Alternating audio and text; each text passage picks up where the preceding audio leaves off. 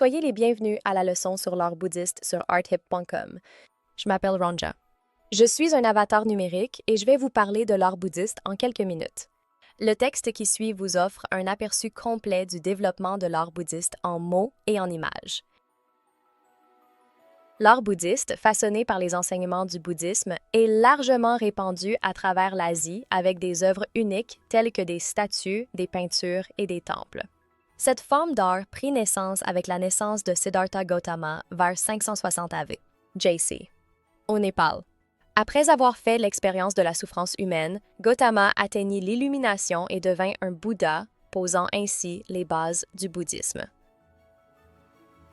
Les enseignements du Bouddha comprennent les 4 nobles vérités qui mettent en avant le chemin vers l'illumination et constituent une réponse aux brahmanes hindous. Le bouddhisme prône la non-violence, la tolérance et l'amour de la nature. Le bouddhisme se divisa en 2 grands courants, le Hinayana, centré sur l'illumination individuelle, et le Mahayana, qui met l'accent sur le salut de tous les êtres. Les bodhisattvas, êtres éveillés qui choisissent de rester sur Terre pour aider les autres, occupent une place centrale dans le Mahayana. Le stupa, une forme importante de l'architecture bouddhiste, contient souvent des reliques du Bouddha et symbolise sa présence.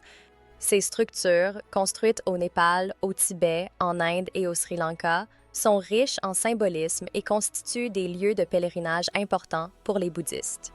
Les monastères bouddhistes abritent souvent des œuvres d'art, dont des statues du Bouddha et de Bodhisattva. Vous y trouverez aussi des tankas, peintures religieuses. Certains tankas sont réalisés en sable, reflétant l'impermanence de la vie. La diffusion du bouddhisme influença l'art et l'architecture dans divers pays d'Asie.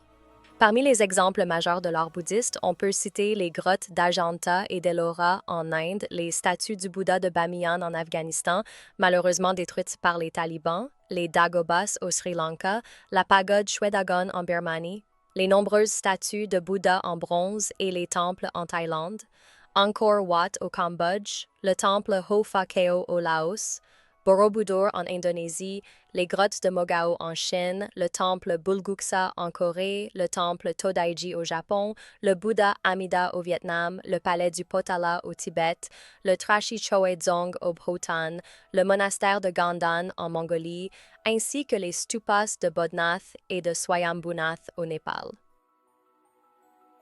Chaque pays a sa propre interprétation et expression de l'art bouddhiste, influencé par les cultures et traditions locales. Il en résulte une riche et vaste diversité d'œuvres bouddhistes à travers toute l'Asie. Merci de votre attention et je vous souhaite beaucoup de plaisir à regarder et à lire.